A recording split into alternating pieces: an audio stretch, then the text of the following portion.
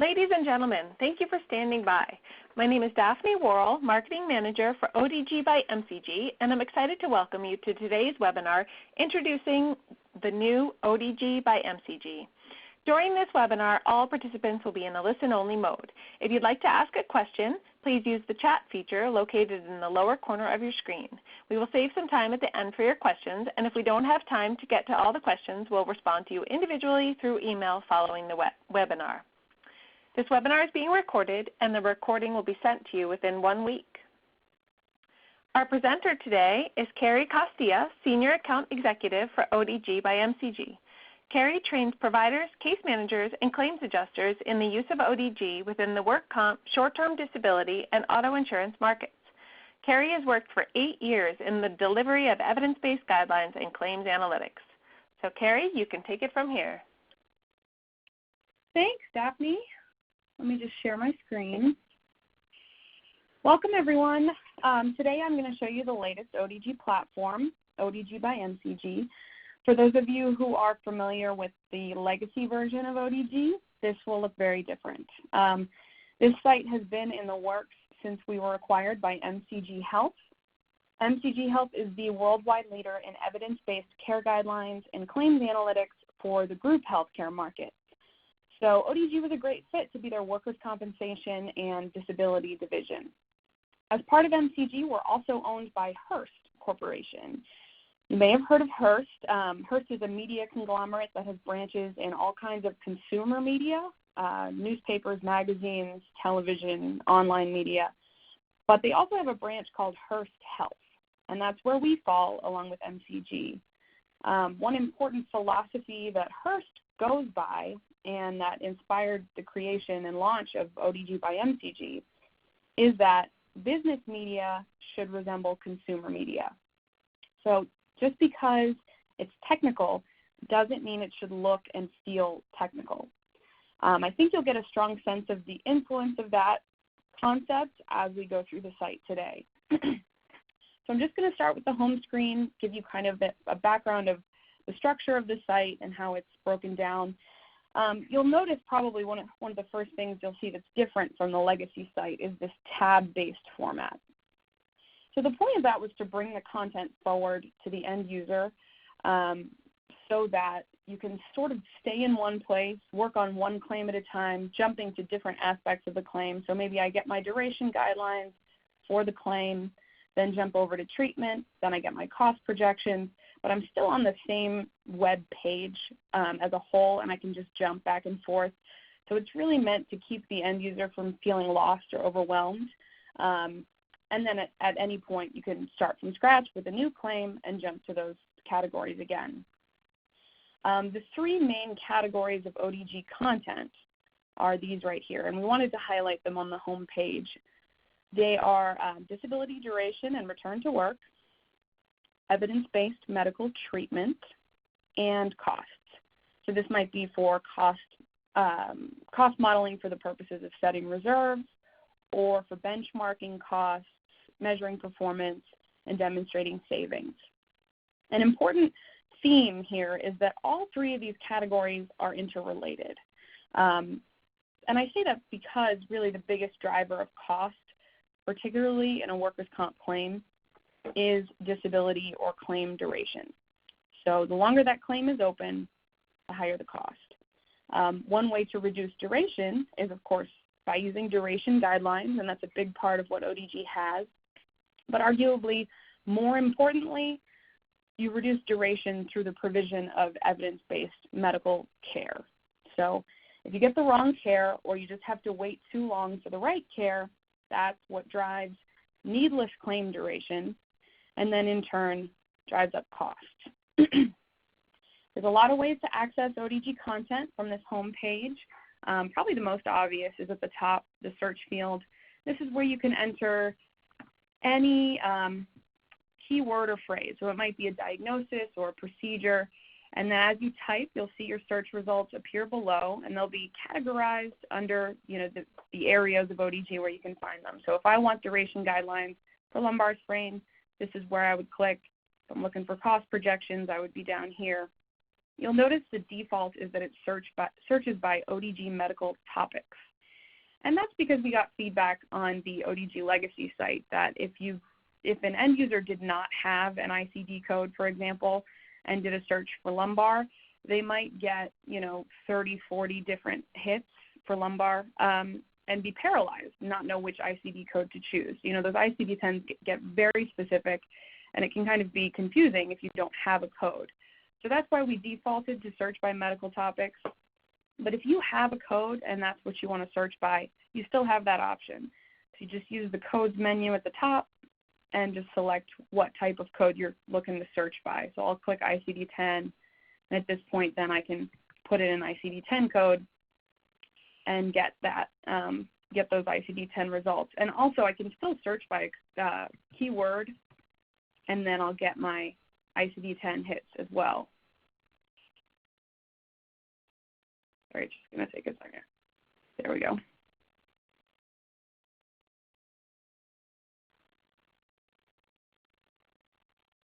Well, they were appearing a second ago. Sorry about that. I've noticed that especially during the coronavirus, there we go. I think everyone's working from home and using these webinar platforms, and it's making them slow things down a little more than they used to. So you can see you've got your ICD-10 results down here when I entered lumbar sprain as well. So some other ways to jump into the content. I'm just going to refresh. I can jump into any of these tabs without entering a topic or any of these larger categories. Or if I scroll all the way down, I've got a list of the most common return-to-work diagnoses and the most common medical treatments. So I can click on any of those to get started, or I can use this graphic of the human body on the left to jump into a body system like neck and upper back, pulmonary, etc. Keep in mind here and really everywhere we go on this site today that almost everything is configurable. So if there are 15 diagnoses that your team sees more commonly than these ones we have listed here, we can change this list to reflect whatever it is that you want to see, that you want to have a quick reference to. And that really goes for most of the content on this site. We can customize it to show you what you need most. To get started, I'm just going to click on back sprain. It's by far the most commonly accessed diagnosis in ODG. And it's going to take me to the duration tab first, but I can see that check marks have lit up in other tabs. And that's just telling me that content has also been delivered in those categories for back sprain. But duration is a great place to start. This is probably the most sort of in-depth tab that we're going to get into. There's a lot of information in the duration tab, so it's a great place to start. Probably the first thing you might notice is up here at the top, we have our disability duration guidelines represented on a dynamic timeline. So this is saying that if today is day 0 and my claimant has a back sprain, the average disability duration is out here at day 22. That's also represented by the A value. And then the best practice is here at day 10, also represented by the B value. And many of you probably are familiar with the term best practice if you've used ODG for years. The best practice is the goal. That's the number we want to shoot for or manage to, aim for. So basically you can think of it as managing from point A to point B, and then capturing the difference as savings. The other marker on our timeline is the return to work prescription at day 7. And that's telling me that if I want to achieve that best practice goal of 10 days, then I want to share this content by day 7. There's several ways to share the content. I can print this page as is or save it as a PDF to be emailed. If you like the format of this tab as it is, that's a great option. Otherwise, I can also export as a return-to-work prescription form.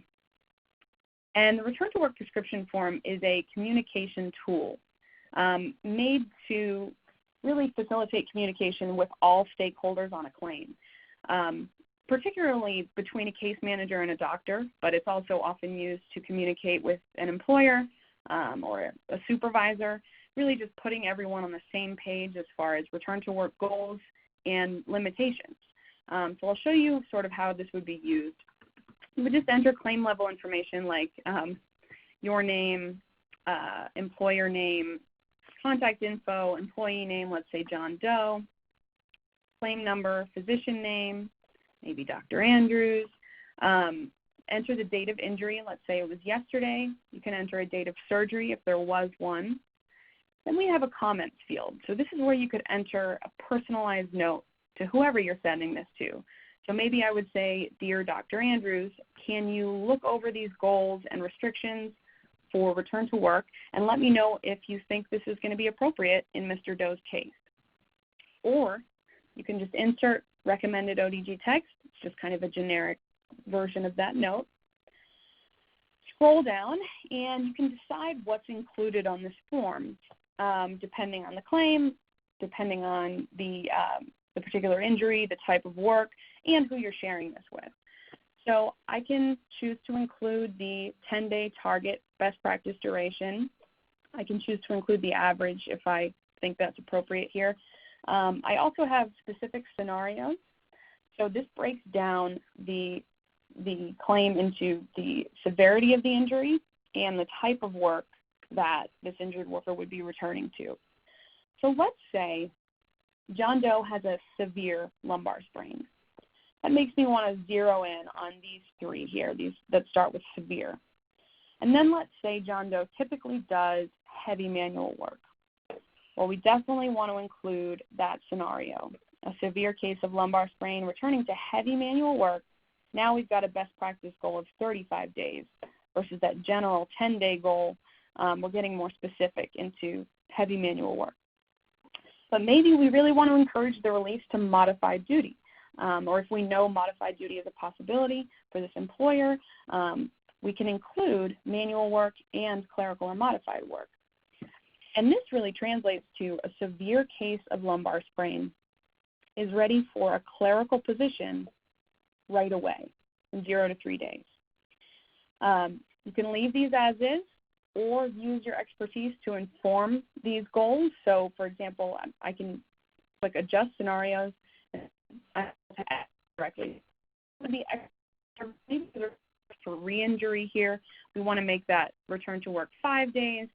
This is editable based on, for example, case manager's expertise. These are just guidelines form these decisions and goals. Scroll down and notifications. These are important. Set goals for modified duty, or if we're going to encourage the release to modified duty, it's important to define what modified duty is. And these will be always condition specific. So the ones we're looking at here are specific to lumbar sprain. They would be very different for, carpal tunnel syndrome or rotator cuff tear. We'll only include the ones that that apply to this case. Here we want definitely regular and modified, but if someone was returning to clerical work, for example, we probably wouldn't need to include regular. And at this point, I can also adjust these. So I can make edits, additions, remove anything that doesn't apply based on the specifics of the actual claim. And then the last field here is the job description field. If, for example, an employer has given you a specific job description, you can just paste that here. Or we have a tool that will populate a job description for you. We didn't enter anything into that tool yet, so it's left it blank, and we'll get into that a little later. I will create a printable document, but first I should just mention there's also the option to check this box to see enclosed job function evaluation form, and that's going to be an optional second page. So I'm including it, and this is what our return to work prescription form is going to end up looking like. We've got our contact information and claim level info, our personalized note, our return to work goals based on the severity of the injury and the type of work we're returning to. We've got our activity modifications, and then all the way at the bottom, we've got a signature field. So this is where a doctor can sign off and say, yeah, this looks appropriate. I approve of this. Or, they have the ability to make notes as well before they sign off. And then we chose to include a job function evaluation form. So that's where the second page comes in. And this can be edited right inside or filled right inside your browser, or it can be sent blank to a treating doctor if you think this particular treating doctor might want to fill this out. Get really down into the nitty-gritty specifics of what can and can't be done, or what should be avoided in an 8-hour work shift, for example. So it's up to you. It's up, it happens, on a case-by-case basis. You can decide if you want to include this form. A lot of times it has something to do with the doctor in particular, if you think that they'll be interested in filling this out. So back to our duration tab. Everything we've looked at so far is at the diagnosis level, because all we have entered is back sprain. But we can manage to the claim level by refining our search with claim level data. So the first field in our refine options is the job title or DOL job class. And this is the tool that I mentioned earlier that will populate a job description for you.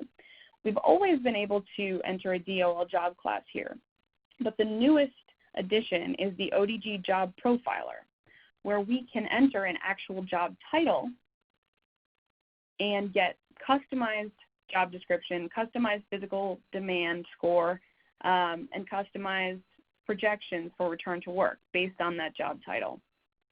So I've entered firefighter. It's created customized return to work projections for me. My risk assessment score has changed, and I also get highlighted scenarios that apply to firefighter here. So in addition to that, we're also going to get a full job description in the job profile tab. So if I need more information, I'll just click on the job profile tab.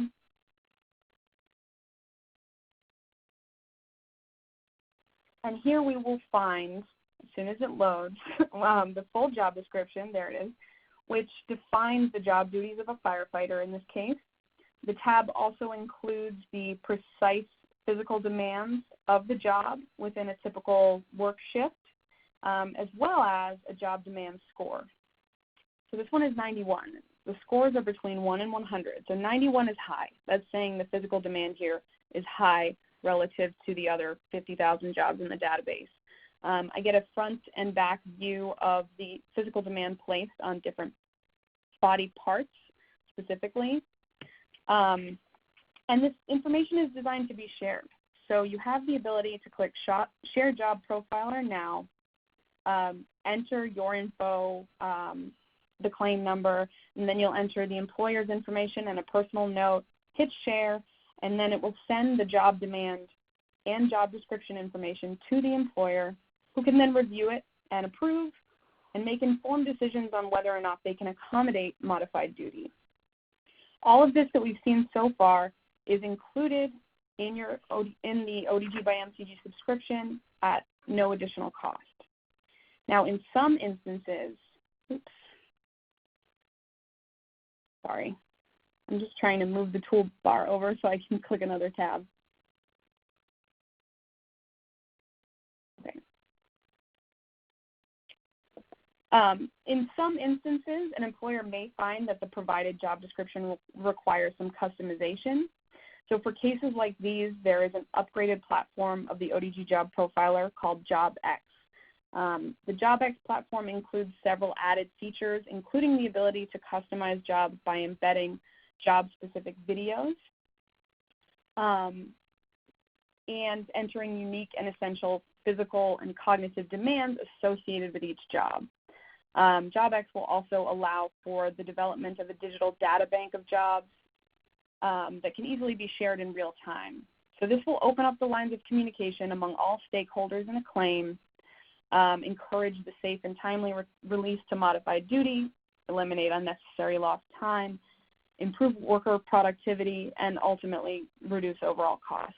So this is an upgraded platform that employers may wish to subscribe to directly, or payers, TPAs, and MCOs can offer sponsored access to their employer clients through the ODG portal. So let us know if you want to hear more about that, but for now I'm just going to go back to the duration tab. So like I said, we were looking at the diagnosis level. We've now entered a job title, so that's getting a little more customized. But there's a lot of other important factors to enter to get really, really customized claim level projections. So of course, age is going to be a really important one. Let's say John Doe is 55. And we can see that that affected our average and best practice. Best practice is usually affected more slightly than the average because there's no reason why our goal needs to change all that much, even though statistically durations often change. We also have a list of confounding factors, which are factors that can prolong disability duration and often unnecessarily. So it's important to factor these in if they're present on a claim. So for example, I'll check the box for depression. And that bumped up my risk assessment score to the high risk level category. Our average moved up to 52 days because statistically, depression, PTSD, and psychosocial factors tend to drive up disability duration. But our best practice goal is still 21 days for this firefighter. I want to give you a little background on the risk assessment score. It shows us the relative risk level. So the higher risk is determined by a bigger gap between what can be achieved and what the average is. The risk assessment score is going to show us how high the risk is here relative to other claims, which is why I say it really gives you the big picture. Otherwise, these numbers are just kind of in a vacuum. But if you see that this is a high or extreme risk level claim from the beginning, you know to prioritize, put your best people on it, because we know that this claim is in danger of becoming an outlier. So I also have the ability to choose claim type, workers' comp or non-OC disability. Choose any if you want to see a more rounded out data set of all of our data. And that's how it's going to default, is to include all ODG data. We also have this new content for sharing with the consumer. So we call it consumer-facing content. And what we mean by that is really that it's non-medical and non-technical. So it's really handy for communicating with an injured worker specifically. We have videos on the diagnoses themselves. The bones that make up the spinal column are called vertebrae. They are also named for their location. And I'm not sure how good the sound was on that on your end, but there is a narration. It's not just pictures. So it's just 30 to 60 seconds on the diagnosis itself in non-medical terms. We also interface with reputable sources like Medline Plus and Physiopedia, which gives you, again, consumer-facing content on the diagnosis, any procedures, medications, and there's links inside here so that it can be explored. So you could share this link with an injured worker so that they could explore their treatment plan, their diagnoses, just to be empowered to have a better understanding of, you know, what their diagnosis entails and what their treatment is going to look like. And this is nice because, you know, many of us who don't have medical backgrounds are guilty of Googling our injuries or illnesses and getting not so great information. So this is really controlling the narrative and making sure that the information the injured worker gets is correct and it's from reputable sources that can be trusted. Just a few other things to go over on this tab, the duration tab. I also want to show you that you can add multiple diagnoses using your search field as well as surgeries. So maybe John Doe had a discectomy. As I start to type, I'm going to get my search results appearing down here, and when I click on one, it will pin it for me. So this could be a list of pins a mile long. But so it pinned discectomy for me next to my diagnosis, and it also obviously customized my projection. So they're very different now that there's been back surgery. And I'm in the extreme risk level category now, and I have new options for those scenarios. And at this point, what I can do actually is if we can return to clerical or modified work, we can bring that best practice down to 0 days. And then I just want to mention too, all the way, if we scroll down to the bottom, codes related to this topic are included. So ICD-9 and ICD-10. We have our activity modifications, just like you saw in the return to work prescription. And then at the bottom, we have physical therapy and chiropractic guidelines. And those are just there as a quick reference. These are going to get a lot more detailed when we're in the actual treatment guidelines. But we found that a lot of people who are accessing duration guidelines need that note of PT and chiro, just easily accessible. So we added those there as a quick reference. So that should sum up duration, and now I'm going to jump into the treatment tab. I'm actually just going to click on home and restart, refresh, start from scratch. So keep that in mind. If you want to start from scratch with a new claim, you'll click on home. If you ever do it by accident, though, you can just go back on your browser and it will remember what you were just looking at. So there's, again, a lot of ways to jump into the treatment guidelines. Of course, you can use your search field. I'm just going to click on discectomy, the most commonly accessed treatment in ODG.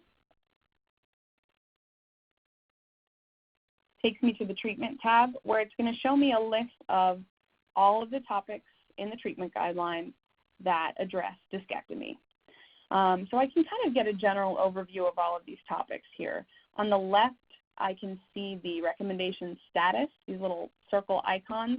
So CR would be conditionally recommended, R is recommended, NR is not recommended, US is under study, and then O is other. So it's either going to be a definition or it's just going to be a cross-reference to another topic in ODG. I'll click on discectomy in the low back chapter, and I get the full treatment guidelines systematized in such a way that tells me the body system, the treatment type. This one is, of course, a surgery, but other treatment types might be medications, physical medicine, imaging, etc. My recommendation status, recommendation statement, which in this case is short because it's just referring me to criteria, but if there are no criteria, you get a little bit more of an extensive recommendation statement here. And below that are my ODG criteria, and these are going to be indications to optimize success. So it might be patient selection criteria or number of visits, depending on the type of therapy or procedure it is.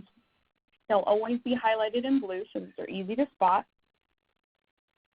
Below my criteria, in some cases, I'll have risk versus benefit information.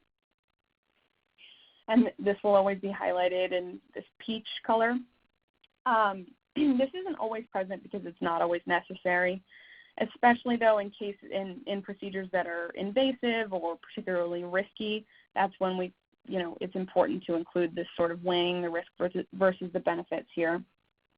And then all the way at the bottom of all of our treatment guidelines are going to be the evidence summaries. So this is where you can see the actual studies informing those recommendations and criteria. The good news is you probably will never need to touch this. This is dense. This is a lot of reading, and it's really great to know that you actually don't have to read it. It's just there so that you can trust the recommendations, and they are informed by actual scientific evidence. They're not just somebody's opinion. We didn't just pull it out of a hat. We have taken controlled trials, systematic reviews, etc., and informed those recommendations. If you ever do need to access these, you can click on any study, see the full reference of a study, click on the PMID number to see the full abstract of the study in the National Library of Medicine's PubMed database. So it's just nice to know that's there in case you ever do need to justify a procedure. But like I said, you probably won't need to use those. I want to show you a couple other ways you can use the treatment guidelines. First of all, I'm going to just keep adding procedures. So I've got my discectomy. Maybe the doctor has also ordered cold packs. You can do a search, choose the best fit. We'll do low back. So I've got my cold and heat packs treatment guidelines, and I still have my discectomy ones included. Maybe we also need physical therapy criteria. Let's find low back. There we go. So I can continue to add as many treatments that I need to gather for saving, sharing, and recording. So now I've got my physical therapy. Here's my criteria broken down by the diagnosis, giving me the number of visits over how many weeks by diagnosis and by treatment in cases where maybe surgery is common or injection, etc. Got my physical therapy guidelines, my cold and heat packs guidelines, and then my discectomy guidelines. Once I've gathered all the ones I need, I can then print or save as a PDF to be emailed. Maybe I just need to gather all of this to record in the claim file. Maybe this is all of the procedures that have been ordered, or maybe it's all the procedures that are being considered. It's just kind of a handy way to share this information and only include the treatment guidelines that you need. And one last note on this treatment tab, if I start from scratch at the home page and I don't enter any topic at all, I can just click on the treatment guidelines or the treatment tab and filter through all of the treatments found in ODG. So maybe I am a treating doctor and I only want to see generally recommended procedures having to do with physical medicine for a low back disorder. I now can see all 27 topics that fall under those filters. So it's kind of a handy way to get an overview of all the topics that apply. You can put your cursor over each of them to get the full recommendation statement. And of course, on the left, you see the recommendation status. And then once you find the topic that you need more information on, that's when you can click on it and see those full treatment guidelines. All right, so the next tab is the Tau Index, and that is a tool, both, it's a treatment tool and a utilization review tool, so it can kind of be used in multiple aspects of a claim. I'll start with a whole new example and click on carpal tunnel syndrome. And of course, it took me to the duration tab, but I can see a check mark lit up in Tau Index, so I'll click on the Tau Index. As you may have been wondering, Tau stands for Treatment Analyzer on Outcomes, and it's a brand new metric that we've created for this site. Before I get into what exactly the metric is, I just want to go over what we're looking at right now. So we've entered carpal tunnel syndrome, and what we see here is a list of all of the procedures that might be considered for carpal tunnel syndrome. We are given, or I can sort by procedure code, procedure name, procedure group or category, frequency, and that's the default that it will be sorted by, so you see the most common procedures at the top. If I click on frequency, I can get even more information about the CPT, so a more in-depth description of the procedure, the median number of visits, average number of visits, auto-authorized number of visits, which does not mean that at 7 visits it should be denied. It just means there should be no hesitation, no need for a review for 6 visits. So automatically 6 visits should be approved. The two arguably most important columns in the Tau Index are the payment flag and the Tau Index itself. So you can see here all the ones we're looking at so far are thumbs up, and that means that they all are auto-approvable procedures. So from a utilization review perspective, any of these procedures should be auto-approved, no review necessary. But of course, there are 2 different colors. So what does that mean? Well, a green flag is evidence-based. So if I go into the treatment guidelines for any of these green flag procedures, I'll be able to find plenty of systematic reviews and controlled trials informing the efficacy and safety of this particular procedure. So an evidence-based flag means that it is backed up by medical and scientific evidence. First is a yellow flag, which is what we call data-driven approval. And that is where the Tau Index comes in. So the Tau Index is a score, and it ranges from -100 to +100. And it tells us how well each medical intervention correlates with return to work. Anything above 0 means better than average. And of course, we know that correlation does not equal causation. But because it is associated with good outcomes, we can definitively say that it is not causing poor outcomes. This, paired with the support of medical evidence and claims data, means that it's a safe procedure to auto-approve or auto-authorize. So really, this tau index metric is allowing us to fill in the gaps where scientific evidence might be lacking. There's 2 other possibilities for payment flags. So I'm going to show more entries per page. Scroll down. As we start to scroll into the less common procedures, we'll start to see red and black flags. A red flag, it's a picture of a guy on a headset. It means route for review. It's definitely not telling you that this procedure is bad or inappropriate. It's just saying, let's make sure. It's time to look in the treatment guidelines, look at those criteria, and make sure that this is going to be an appropriate procedure for this particular claimant. So a perfect example of a red flag would be work conditioning and work hardening. This is an expensive program. It's common in workers' comp, but it's effective only for carefully selected patients. So this is when it's really worth the time it takes to review a procedure, to really make sure that for John Doe, he's a good candidate for this particular procedure. And then the last possible flag we can see is a black one. So we'll have to scroll way down to see those because you're not usually going to see them for very common procedures. And it's a picture of a hand. You can kind of think of it as telling you to stop or slow down. And it says route for review with extreme caution. We kind of like to call a black flag procedure a good candidate for denial. Now, we never want anything auto-denied. The tau index and formerly the UR advisor, these tools were created to get the right care approved quickly, not so that denials could happen quickly. Really, the main goal here was to get the right care approved as quickly as possible. So that's why we don't have anything that we would call a deny flag. However, it's nice to have a distinction between the red flags and the black flags to know which ones are,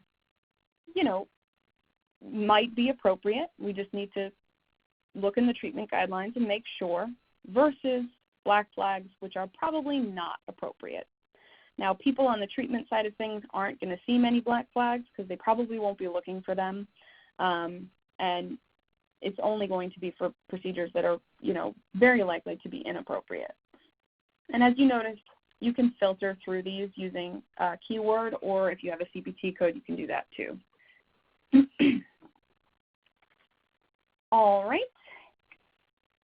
As long as I've got carpal tunnel syndrome plugged in and I see a check mark lit up in the cost tab, I'm going to jump over to costs.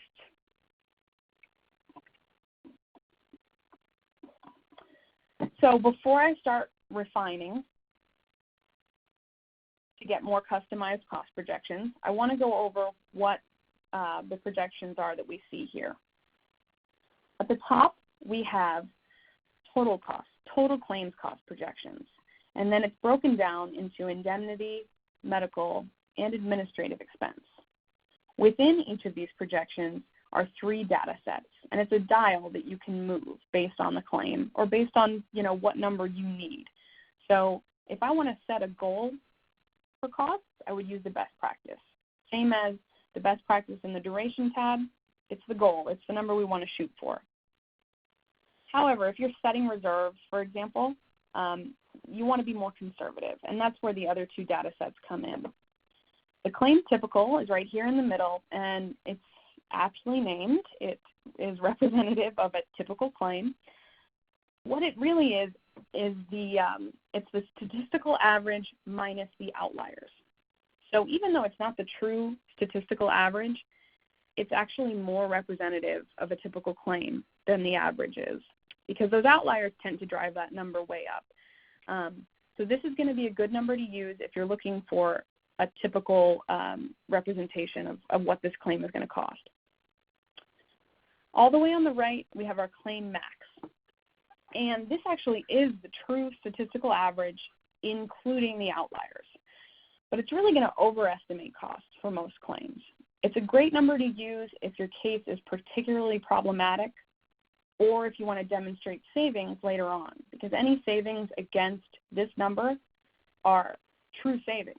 This is the true historical average. So a number against this number is representative of true savings.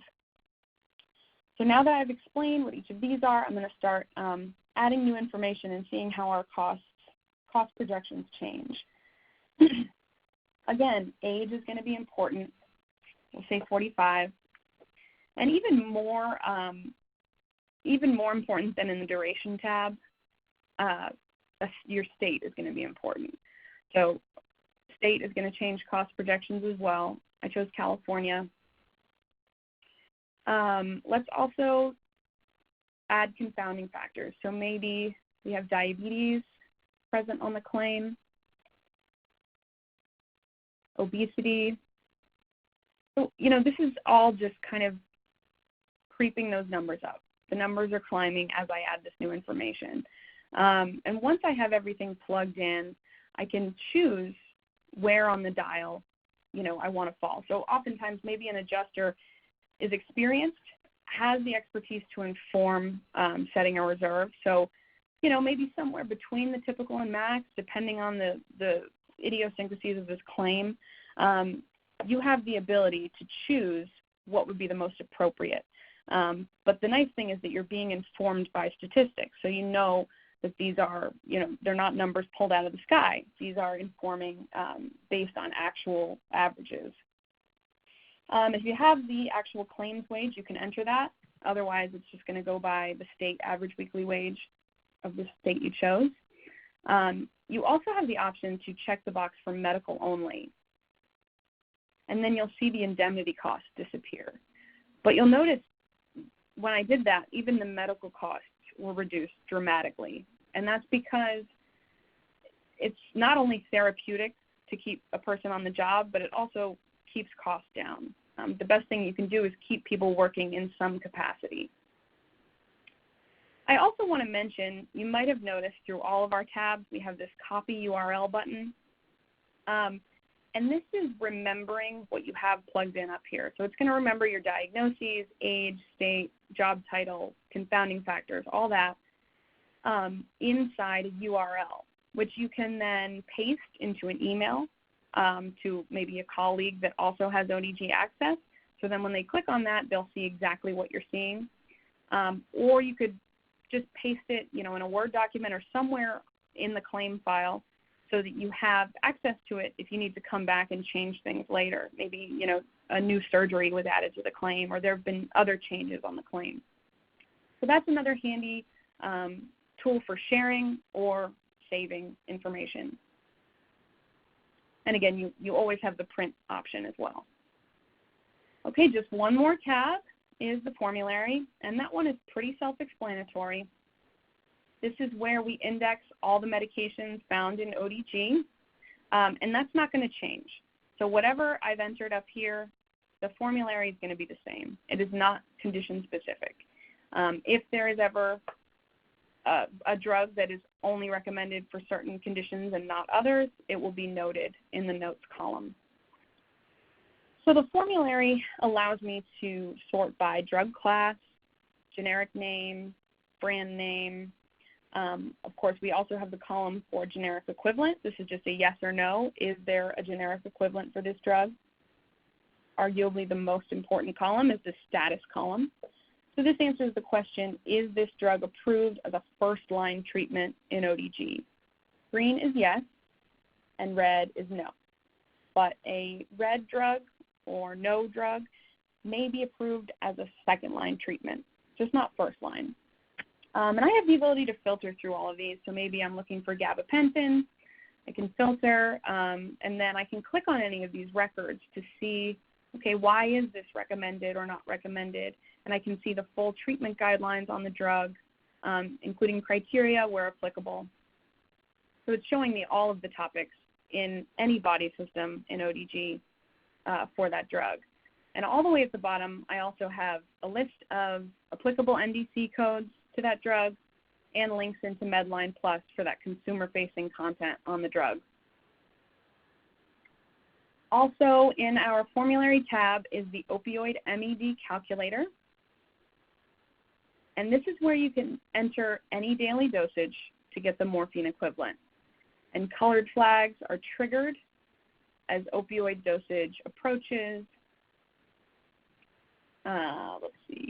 reaches, there we go, I wasn't getting high enough, reaches and exceeds ODG parameters. So you'll get these flags popping up as you add, new information here, adding higher milligram dosage. And you can scroll down to see what those flags mean. So what the opioid dosing risk levels are. And of course, they don't all have to be under one drug because that's often not the case. So this can be spread over multiple drugs. And if there is a drug that you don't see on this list, you have the ability to add here and then use that as well. So I believe that sums up our demo for today. Daphne, have any questions come in? Yes, thanks a lot, Carrie. That was great. We do have some questions. How much does it cost to gain access to the site? So it's priced organizationally. So it's just going to vary based on organization type and size. The best thing to do if you currently have access to the legacy site, you might already have an account manager that you're in touch with. So reaching out to them is the best way to find out what it might cost for your organization. Or if you don't know who that is, or you're not already in touch with someone at ODG, you can just write to the ODG help desk, and that's on our corporate site as well. Or just respond to the emails from this webinar, and we'll put you in touch with the right person. All right, great. Well, we had a question about, could you show us again how to find the RTW prescription form? Sure. So I'll just click back in with the diagnosis, and then from my duration tab, the print button also has a return to work prescription function. And actually, if you click on the return to work prescription marker on the timeline, it'll also bring you there. And then once you enter your information, you'll have that printable document button, so you can get to that form there.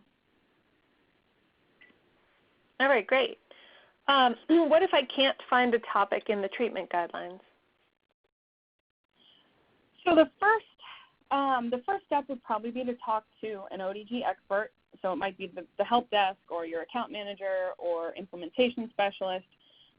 If you reach out to anyone at ODG, a lot of the times we can point you in the right direction. Sometimes a topic might have multiple ways to describe it or multiple keywords that can bring it up. So we might be able to find it for you. It's possible that it's covered in the treatment guidelines, and we just need to kind of find the right keyword to access it. If it's not covered, though, we will submit it to editorial for you and let you know when an update is made. It's usually pretty good turnaround, and they'll let us know as soon as an update is made. We'll send you the link, and then you'll be able to access the treatment guidelines for the topic that you suggested. All right, great. Will the old site be kept up to date? Yes. So as long as the legacy site exists, we will update it. So we would never, let a product be out there that was outdated or, had faulty information. However, we have a sunset date for January 1st, 2021, that legacy site is going to be retired. Now, that's not set in stone, but that's what we're shooting for. So if you are still on the legacy site, I would, kind of keep that in mind. It's probably time to start thinking about transitioning to ODG by MCG. And even as long as legacy is still in existence, yes, we're keeping it up to date content-wise, but product development and new features are reserved exclusively for ODG by MCG. So if you're on the legacy site, you're missing out on a lot of new and exciting tools that we keep adding, like the job profiler and the TAU index and stuff like that. Okay, and then where is the treatment planning section? Is that available on the new site? Yes. I'm going to click on Home and jump to the Treatment tab. So you'll notice we talked about those filters, and we still, below the filters, we have the ability to jump into the treatment planning section by body system. So just to show you what that looks like, we'll click on low back. And for those of you who are not familiar with the treatment planning section, just keep in mind that while this is a great tool as sort of a jumping off point for a treatment plan, it's not comprehensive the way that the full treatment guidelines are. So, you know, in this case, we're looking at a low back treatment plan. This is going to be the ideal or most common treatment plan for a low back disorder. But as mentioned in this disclaimer at the top, you know, this is not designed to be a rule and therefore should not be used as a basis for utilization review. It's really, this is a nice thing to look at as an overview, but it's better to get into the procedure level treatment guidelines elsewhere in the treatment tab. All right, and what if my claimant has a confounding factor that is not listed? Awesome. Yeah, I get this question a lot, and it's a really good one. Of course, it's rare that a claimant has just one diagnosis and nothing else. So let me just get back to my duration tab with the diagnosis plugged in. Let's do carpal tunnel. Okay, so I've got carpal tunnel plugged in. You know, when we have our confounding factors here, of course, these confounding factors, you know, they're some of the most common, which is why we have them listed, but also they're the ones we have found statistically most likely to drive claims costs and disability durations way up. So that's why we wanted them easily accessible so you could just check them off. But of course, you know, you're going to have confounding factors that aren't listed here. So you can just continue to add diagnoses using the search field. Let's see, maybe, I don't know, gout. You can just keep adding any, secondary diagnoses using the search field, maybe rheumatoid arthritis, for example.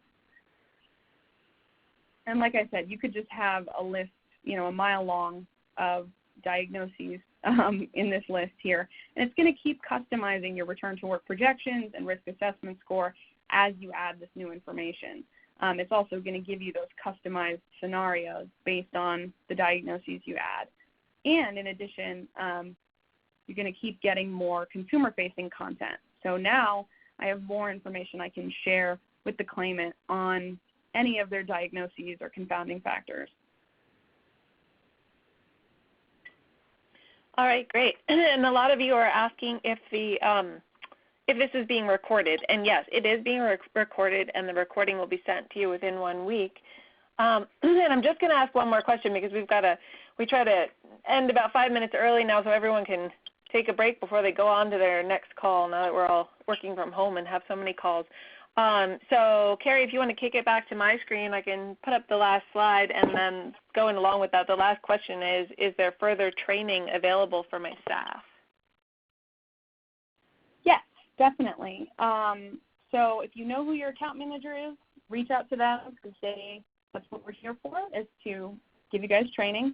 And then also if you already have access to ODG by MCG, at the top there's a help and training menu.